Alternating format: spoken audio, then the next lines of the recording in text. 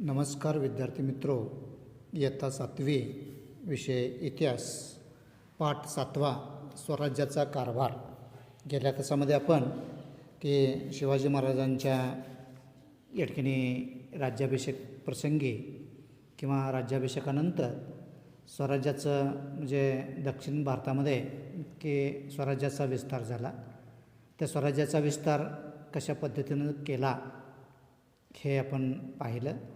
स्वराज्याचा राज्यकारभार सुरळीतपणे चालावा, लोकांचं कल्याण साधलं जावं यासाठी महाराजांनी स्वराज्याची गडी कशी बसवली याविषयीची माहिती प्रामुख्याने अष्टप्रधान मंडळ, महाराजांचं शेतीविषयक धोरण, त्याचबरोबर तात्कालीन खेड्याचं अर्थकारण, व्यापार आणि उद्योग आणि लष्करी व्यवस्था, त्यामध्ये प्रामुख्याने हेर खात्याविषयीची माहिती पाहिलेलं होतं. बहिर्जी नाईक हे हेर खात्याचे प्रमुख होते, याविषयीची माहिती आपण पाहिलेली आहे. आजच्या तासामध्ये आपण पुढचा जो काही घटक आहे तो म्हणजे या ठिकाणी प्रामुख्याने किल्ले, त्या किल्ल्याविषयीची माहिती, त्याचबरोबर यामध्ये डोंगरी किल्ले आणि सागरी किल्ले, त्याचबरोबर आरमार आणि करून पहा किंवा प्रजेच्या हिताची काळजी घेणारे राज्ये याविषयीची माहिती आहे. आणि राहिलेला जो काही पाठाकडे असलेला जो काही स्वाध्याय आहे या स्वाध्याय आपण या ठिकाणी सोडवणार आहोत.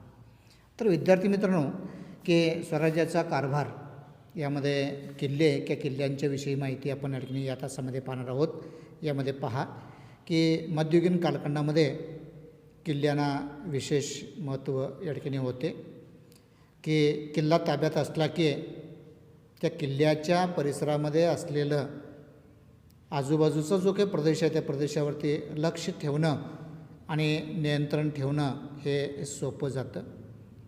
त्याचबरोबर परकीय आक्रमण जर आल्यास किल्ल्याच्या मदतीनं किंवा किल्ल्याच्या आश्रयानं प्रजेचं रक्षण करता येते.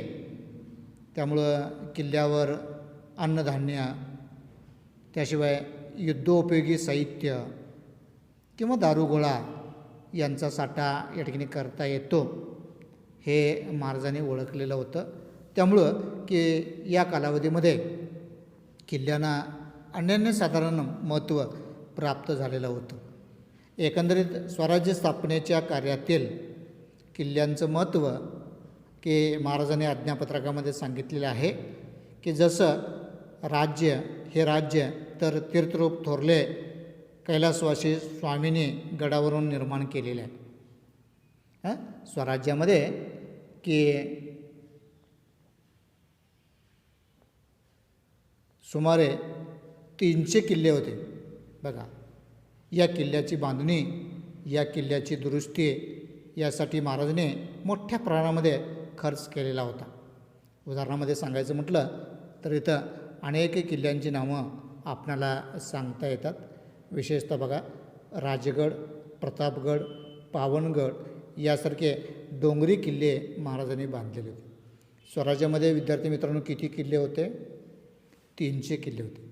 त्यापैकी महाराजांनी या किल्ल्यांच्या रक्षणासाठी आणि त्या किल्ल्याच्या बांधणीसाठी आणि किल्ल्यांच्या दुरुस्तीसाठी मोठ्या प्रमाणामध्ये खर्च केलेला होता. उदाहरणामध्ये मग राजगड असेल, प्रतापगड असेल, पावनगड असेल यासारखे डोंगरी किल्ले महाराजांनी बांधले. किल्ल्यावरती किल्लेदार म्हणून प्रामुख्याने सबनीस व कारखानीस असे अधिकारी या ठिकाणी असत. तेथील धान्याची कोठी आणि युद्ध साहित्याची व्यवस्था पाहण्यासाठी कारखानीस हा प्रमुख अधिकारी या ठिकाणी होते. उदाहरणामध्ये या ठिकाणी तुम्हाला दाखवलेत बघा की हा सागरी किल्ला आहे, पण हा सागरी किल्ला या ठिकाणी दाखवलेत बघा. पद्मदुर्ग, तुमच्यापैकी काहींनी सिंधुदुर्ग किल्लासुद्धा या ठिकाणी पाहिलेला आहेत. उदाहरणामध्ये पान नंबर 32वरती हा सागरी किल्ल्याचं चित्र, सुंदर या ठिकाणी चित्र आहे बघा. हा सिंधुदुर्ग किल्ला या ठिकाणी आहे. बघा, यामध्ये हे दोन्ही किल्ले दाखवण्याच्या पाठीमागे हेतू एवढंच आहे की माहीत आहे का तुम्हाला, यामध्ये पहा, माहिती आहे का तुम्हाला या घटकामध्ये तुम्ही शिवाजी महाराजांच्या या दुर्गनिर्मितीसंबंधी छत्रपती संभाजी महाराजांनी बुद्धभूषण या ग्रंथामध्ये किल्ल्याचं वर्णन केलेलं आहे आणि तो वर्णन खालीलप्रमाणे या ठिकाणी आपल्याला सांगता येते. काय बघा की कर्नाटक देशापासून ते बागलान देशापर्यंत शत्रूंना अभेद्य दुर्गच असे अनेक किल्ले छत्रपती शिवरायांनी सह्याद्री पर्वताच्या उत्तुंग अशा शिखराच्या पठारावरती किंवा त्या पठाराच्या रांगेवरती जागोजागी बांधलेले. ह्या बांधण्यापाठीमागचा जो काही मुख्य उद्देश आहे तो उद्देश म्हणजे या पृथ्वीचं, या जनतेचं, या प्रजेचं रक्षण करणे हा होता. त्याच्या या यशस्वी कर्तृत्वाने कृष्णा नदीच्या काठापासून ते समुद्राच्या चारही दिशाभोवती हे किल्ले बांधले. उदाहरणामध्ये रायरी किल्ल्यात ते विजयी आणि सर्व राज्यामध्ये अग्रेसर असे छत्रपती शिवाजी महाराज राहिलेले आहे हे आपणाला याने सांगता येते. विद्यार्थी मित्रो, मगाशी आपण डोंगरी किल्ले बघितलं, राजगड, प्रतापगड आणि पावनगड.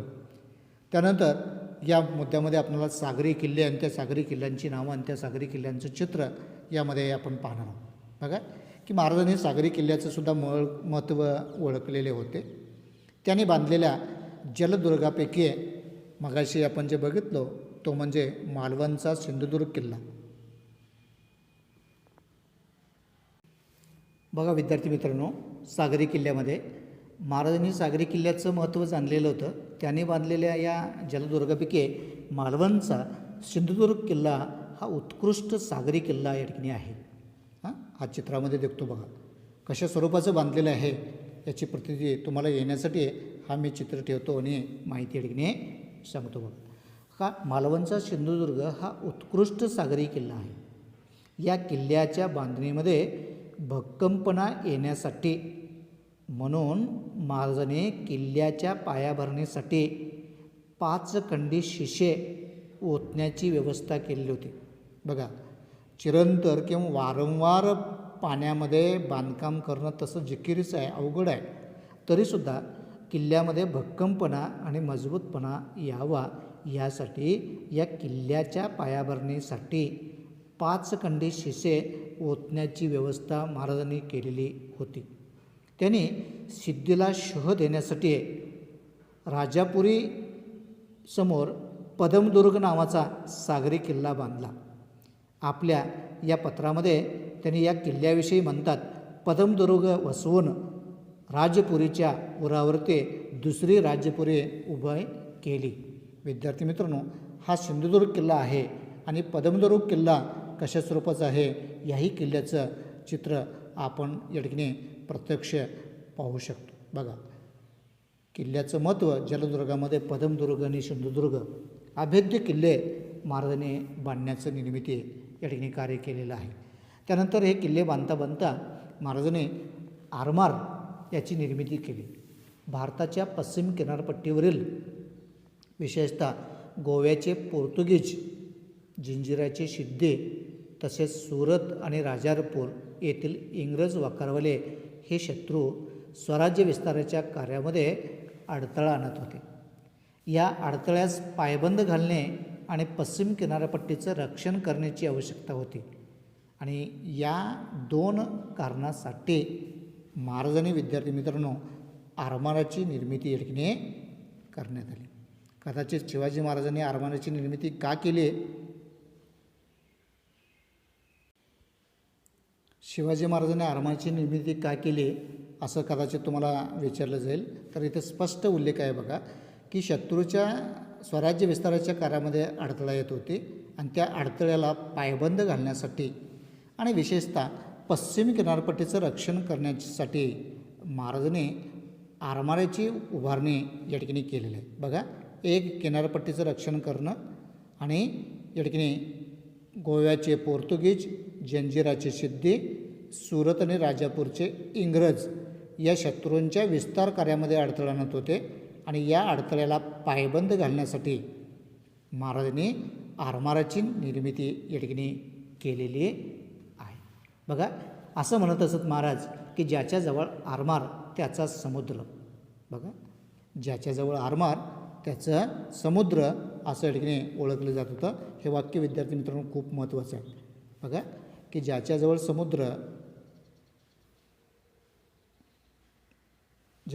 आरमार त्याचा समुद्र हे महाराजांनी ओळखलेले होते. महाराज हे खूप दूरदर्शी होते. महाराजांच्या आरमारामध्ये विविध प्रकारचे साधारणपणे 400 जहाजे होती. त्या जहाजांची नावंसुद्धा मी तुम्हाला या ठिकाणी सांगतो. बघा गुराब, विद्यार्थी मित्रो इथं जरा पुढं जाऊया आपण आणि इथं त्यांची नावं तुम्हाला सांगतो. किती प्रकारचे जहाजे होते विद्यार्थी मित्रांनो? 400 प्रकारचे होते. यामध्ये गुराब, गलबत, पाल ही लढाऊ जहाजे होती. कल्याण भिवंडीची खाडी, विजयदुर्ग, मालवण येथे जहाजे बांधली जात होती. मायनाक भंडारी व दौलत खान हे आरमाराचे प्रमुख अधिकारी होते. विद्यार्थी मित्रांनो हे खूप महत्त्वाचं आहे. परीक्षेच्या दृष्टिकोनातून आरमाराचे प्रमुख अधिकारी कोण होते? मायनाक भंडारी आणि दौलत खान. बघा दौलत खान आणि मायनाक भंडारी हे आरमाराचे प्रमुख या ठिकाणी होते. खाली चित्र दिलेत बघा, गुराब आणि गलबत. आरमाराची निर्मिती कशासाठी केली विद्यार्थी मित्रांनो? बघा की पश्चिम किनारपट्टीचं संरक्षण करण्यासाठी आणि गोव्याचे पोर्तुगीज जंजिराचे सिद्धी आणि सुरत आणि राजापूरचे इंग्रज वक्रवाले यांच्या शत्रू स्वराज्याच्या विस्ताराच्या कार्यामध्ये अडथळा नव्हते आणि या कारणासाठी त्याने आरमाराची निर्मिती केली. आरमाराची निर्मिती करत असताना की महाराजांचं एक म्हणणं असं होतं की ज्याच्याजवळ आरमार त्याचा समुद्र हे ओळखून महाराजांनी आरमाराची निर्मिती केली आणि आरमारामध्ये साधारणपणे 400 प्रकारचे जहाजे या ठिकाणी होती. विशेषतः यामध्ये गुराब, गलबत, पाल ही लढाऊ जहाजे होती आणि ही जहाजे खाली चित्रामध्ये तुम्ही पाहू शकता. इथं दाखवलेत बघा, अशा स्वरूपाची ती जहाजं होती. त्यानंतर करून पहा म्हणून तुम्हाला एक कृती दिली बघा की भारतीय नौसैन्यातील लढाऊ जहाजांची माहिती मिळवा आणि त्या जहाजांचं चित्रांचा संग्रह करा असं तुम्हाला सांगितलेलं आहे. त्यानंतर विद्यार्थी मित्रांनो की शेवटच्या घटकामध्ये आपण पाहणार आहोत की प्रजेच्या हिताची काळजी महाराजांनी कशा स्वरूपाची घेतली ते सुद्धा या ठिकाणी आपण पाहणं आवश्यक आहे. ते पाहत असताना इथं सांगता येते बघा की इतर राज्याप्रमाणे शत्रूच्या ताब्यातील प्रदेश जिंकावेत आणि तेथे आपले वर्चस्व निर्माण करावे एवढी मर्यादित आकांक्षा बाळगून महाराजांनी कार्य केलं नाही, तर प्रजेला स्वतंत्र बनवणे हा मुख्य हेतू, मुख्य उद्देश या ठिकाणी महाराजांचा होता. विद्यार्थी मित्रांनो सगळ्यात महत्त्वाचा उद्देश काय होतं हे दिलेलं आहे की प्रजेला स्वतंत्र बनवणं हा मुख्य उद्देश महाराजांना होता. प्रजेच्या स्वातंत्र्याचा खराखुरा आनंद मिळवायचा असेल तर राजकारभार हे शिस्तबद्ध असलं पाहिजे. बघा प्रजेच्या हिताची सर्वांगीण काळजी घेतलं पाहिजे बघा आणि जिंकलेल्या प्रदेशाचं रक्षण केले पाहिजे याचं भान त्यांना या ठिकाणी होतं. महाराज केवळ सत्ताधीश नव्हते तर ते प्रजाहितदक्ष राज्यकर्ते होते हे त्यांच्या राज्यकारभारावरून या ठिकाणी आपल्याला स्पष्ट होते. तर अशा पद्धतीनं महाराजांना प्रजेला स्वतंत्र बनवायचं होतं. प्रजेला खराखुरा स्वातंत्र्याचा आनंद मिळवायचा असेल तर राज्यकारभार हे शिस्तबद्ध असलं पाहिजे. प्रजेच्या सर्वांगीण हिताची काळजी घेतली पाहिजे आणि त्याचबरोबर जिंकलेल्या प्रदेशाचं रक्षण केलं पाहिजे याची भान महाराजांना होती. महाराज केवळ सत्ताधीश नव्हते तर ते प्रजाहितदक्ष राज्यकर्ते होते हे त्यांच्या कारभारावरून या ठिकाणी लक्षात येते. तर अशा पद्धतीनं विद्यार्थी मित्रांनो की गेल्या तासामध्ये आपण स्वराज्याचा कारभार यामध्ये महाराष्ट्राचं अष्टप्रधान मंडळ महाराजांचं, त्याचबरोबर महाराजांचं शेतीविषयक धोरण कशा स्वरूपाचं होतं हे आपण पाहिलो. त्याचबरोबर तात्कालीन खेड्याचं अर्थकारण टिकायचं असेल तर शेतीबरोबर जे पूरक शेती व्यवसायाला जे पूरक व्यवसाय आहेत ते व्यवसाय निर्माण होणं गरजेचं आहे. अनेक कारागीर निर्माण होणं गरजेचं आहे हे महाराजांनी ओळखलेलं होतं. त्याचबरोबर व्यापार आणि उद्योग ज्यामध्ये भरभराट झाल्याशिवाय राज्याचं अर्थकारण सक्षम होऊ शकत नाही राज्याचा विकास होऊ शकत नाही हे ओळखून महाराजांनी वेगळे उद्योग या ठिकाणी निर्माण करण्याचा प्रयत्न केलं. हे सर्वच करत असताना महाराजांची लष्करी व्यवस्था या ठिकाणी घोडदळ आणि पायदळ या 2 घटकावरून त्यांनी ते लष्करी व्यवस्था मजबूत करण्याचा प्रयत्न केला. महाराजांचं हेर खाते आपण पाहिलो. महाराजांचे किल्ले, या किल्ल्यामध्ये डोंगरी किल्ले, यामध्ये राजगड, प्रतापगड आणि पावनगड यासारखे डोंगरी किल्ल्यांचं महत्त्व आपण बघितलं. किल्ल्यावरती किल्लेदार, सबनीस आणि कारखानीस हे अधिकारी होते. विशेषतः धान्याची कोठारी आणि युद्ध साहित्याची व्यवस्था पाहण्याचं काम प्रामुख्याने कारखानीस या अधिकाऱ्यांच्यावरती नेमलेलं होतं. याचबरोबर माहीत आहे का तुम्हाला यामध्ये किल्ल्या निर्मितीचे की महाराजांचं किल्ले निर्मिती करण्यापाठीमागं कोणतं हेतू होतं ते हेतू यामध्ये सांगितलेलं आहे. त्याचबरोबर सागरी किल्ल्यामध्ये पद्मदुर्ग आणि सिंधुदुर्ग या 2 किल्ल्यांचं महत्त्व आपण बघितलं. आणि एकंदरीत देशाचं, प्रजेचं रक्षण करण्याच्या दृष्टिकोनातून आरमार, ज्याच्याजवळ आरमार त्याचा समुद्र, असं ब्रीदवाक्य डोळ्यासमोर ठेवून महाराजांचं दूरदृष्टीपणा यामधून आपल्याला दिसून येते. आणि शेवटी या ठिकाणी प्रजेच्या हितासाठी महाराजांनी कशा पद्धतीनं काळजी घेतलं या सर्व घटकांची माहिती गेल्या तासामध्ये आणि या तासामध्ये आपण पाहिलेलं आहोत. खाली आता राहिलेला जो स्वाध्याय आहे आपण तो स्वाध्याय सोडवणार आहोत. तुम्ही सर्वांनी ते स्वाध्याय वहीमध्ये स्वाध्याय सोडवायचं आहे. प्रश्न पहिला, ओळखा पाहू. त्यामध्ये 1, 8 खात्याचे मंडळ. उदाहरणार्थ उत्तर पहा, अष्टप्रधान मंडळ. 2, भैरजी नाईक या खात्याचे प्रमुख होते. उत्तर पहा, हेर खात्याचे प्रमुख होते. 3, महाराजांनी बांधलेल्या मालवणजवळील जलदुर्ग, त्या जलदुर्गाचं नाव सांगायचं आहे. उत्तर पहा, सिंधुदुर्ग. 4, किल्ल्यावर युद्ध साहित्याची व्यवस्था पाहणारा. किल्ल्यावर युद्ध साहित्याची व्यवस्था पाहणारा कारखानीस. उत्तर कारखानीस या पद्धतीनं लिहायचं आहे. प्रश्न दुसरा, तुमच्या शब्दात लिहा. 1, शिवाजी महाराजांचं शेतीविषयक धोरण लिहायचं आहे. खाली बघा, शेती हा खेड्यातील मुख्य व्यवसाय आहे. शेतीचे महत्त्व महाराज जाणत होते, म्हणून त्यांनी शेतकऱ्यांच्या हितासाठी शेतीविषयक धोरण, पुढील धोरण अवलंबले. त्यामध्ये सांगता येईल पहा. 1, जमीन महसुलाची व्यवस्था लावण्यासाठी कर्तबगार व अनुभवी असलेल्या अण्णाजी दत्तो या अधिकाऱ्यांची नेमणूक केली.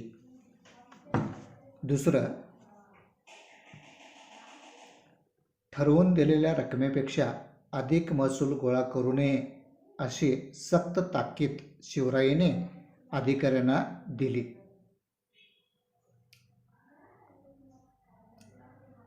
3, पडीक जमिनी लागवडीखाली आणण्यासाठी उत्तेजन दिले. पडीक जमीन लागवडीखाली आणण्यासाठी उत्तेजन दिले. 4, अतिवृष्टी व अवर्षण यामुळे पीक हातचे गेले किंवा शत्रू सैन्याने गावाचा प्रदेश उद्ध्वस्त केला तर अशा प्रसंगी गावकऱ्यांना शेतसारा व इतर कर यामध्ये सूट देण्यात यावी असा आदेश काढला.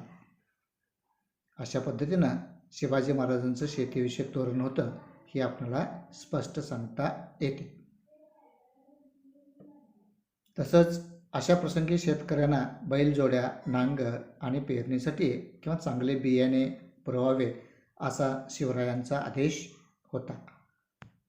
अशा पद्धतीनं विद्यार्थी मित्रांनो, शिवाजी महाराजांचं शेतीविषयक धोरण तुम्ही तुमच्या शब्दामध्ये लिहू शकता. दुसरं बघा, शिवराय एक प्रजादक्ष राज्यकर्ते होते. बघा, तुमच्या शब्दामध्ये उत्तर लिहायचं आहे. शिवरायाने आपल्या प्रजेच्या हितासाठी पूर्ण काळजी घेतली. शिस्तबद्ध पद्धतीने राजकारभार केला. त्यांच्या राज्यात कोणताही उच्च नीच भेदभाव नव्हता. दुसरं, शिवरायांनी शत्रूच्या ताब्यातील प्रदेश मिळवला, परंतु त्या प्रदेशातील लोकांचं रक्षणही केले. प्रजेला स्वातंत्र्य देणे हाच त्यांचा उद्देश होता. तिसरं, शेतीबरोबरच व्यापार उद्योगाची भरभराट होईल याकडे त्यांनी लक्ष दिले. प्रजेवर अन्याय करणाऱ्या अधिकाऱ्यांना शिक्षा दिल्या. संकट काळात प्रजेला मदत केली. यावरून शिवराय एक प्रजाहितदक्ष राज्यकर्ते होते हे दिसून येते. प्रश्न तिसरा, का ते सांगा. बघा, प्रश्न तिसरा, का ते सांगा. त्यामध्ये एक, शिवाजी महाराजांनी अष्टप्रधान मंडळ स्थापले. कशासाठी बघा, का ते सांगायचं आहे. उत्तर, शिवाजी महाराजांनी स्वराज्य स्थापन केले, अनेक किल्ले व खूप मोठा प्रदेश मिळवला. दुसरं, विस्तारत गेलेल्या स्वराज्याचा कारभार सुरळीतपणे चालण्यासाठी तसेच स्वराज्यातील लोकांचं कल्याण साधण्यासाठी शिवाजी महाराजांनी अष्टप्रधान मंडळ स्थापन केले.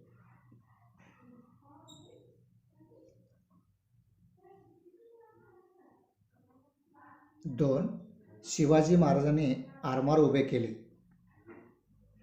का ते सांगायचं आहे. उत्तर बघा, एक, भारताच्या पश्चिम किनारपट्टीवरील गोव्याचे पोर्तुगीज, जिंजिराचे सिद्धी तसेच सुरत व राजापूर येथील इंग्रज वाखरवाले हे शत्रू स्वराज्य विस्ताराच्या कार्यामध्ये अडथळा आणत होते. त्यासाठी आरमाराची उभारणी केली. दुसरा, या अडथळ्यास पायबंद घालण्यासाठी आणि पश्चिम किनारपट्टीचे रक्षण करण्याची गरज होती म्हणून शिवाजी महाराजांनी आरमार उभा केले. तसंच शिवाजी महाराजांचं एक धोरण होतं की ज्यांच्याजवळ आरमार त्यांचा समुद्र हे ओळखून दूरदृष्टी दृष्टिकोनातून शिवाजी महाराजांनी आरमार उभारले. प्रश्न चौथा, ओघ तक्ता पूर्ण करा. बघा, एक, लष्करी व्यवस्था. बघा, ओघ तक्ता पूर्ण करायचा आहे. एक, पायदळ आणि घोडदळ. पायदळ, दुसरं घोडदळ. पायदळाचे प्रमुख दोन प्रकार आहेत. एक,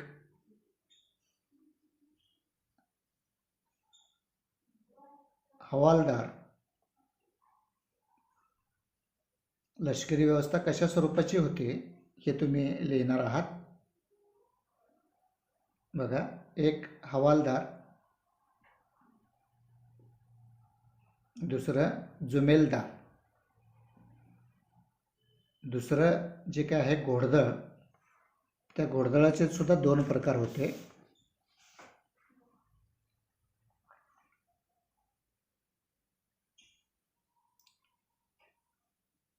घोडदळाचे दोन प्रकार होते बघा. त्याचं उत्तर सांगतो मी. शिलेदार आणि बारगीर.